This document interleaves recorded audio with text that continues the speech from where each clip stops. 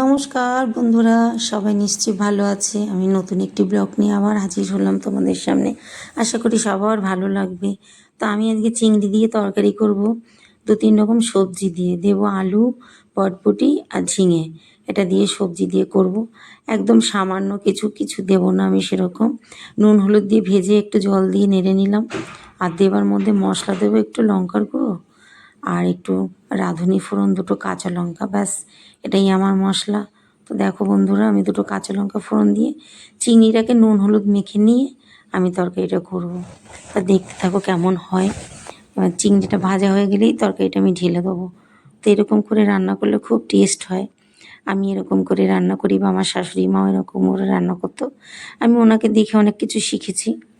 যাই হোক, দেখো তরকারিটা আমি এরকম করে রান্না করলাম, কেমন হলো।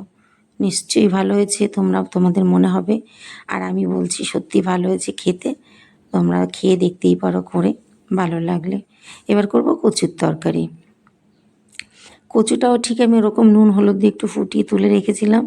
দিলাম তেজপাতা আর এদিকে জিরে ফোড়ন। দেবার পরে আমি মাছগুলো ভেজে রেখেছিলাম। আর বাটা মাছ 3টে ভাজা হয়নি।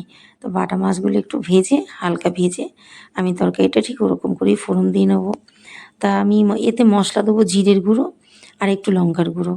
আর ফোড়নে দিলাম জিরে আর তেজপাতা, ব্যাস। দেখো কচুর তরকারিটা আমি সেদ্ধ করে রেখেছি। আর এই তরকারিটা হবে বাটা মাছ আর ভোলা মাছ দিয়ে।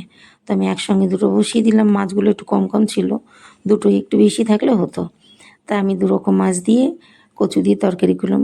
2 রকম মাছই কচুর সঙ্গে খুব ভালো লাগে, একটা দিলেও চলে। যেহেতু আমার কম কম ছিল তার জন্য আমি 2 রকমই দিলাম। দেখো দিলাম লঙ্কার গুঁড়ো আর জিরের গুঁড়ো। এটাই আমার মশলা আজকে। হয়ে গেল আমার কচুর তরকারি। এরকম করি বন্ধুরা, সত্যি কথা কি খুব ভালো লাগে। তেলটাও কম লাগে এতে, খুবই কম লাগে। খেয়ে দেখতেই পারো। তাহলে বন্ধুরা দেখো কেমন হলো আমার তরকারি। তোমাদের যদি ভালো লাগে অবশ্যই লাইক কমেন্ট শেয়ার করে দিও। পরের ভিডিওতে আবার দেখা হচ্ছে।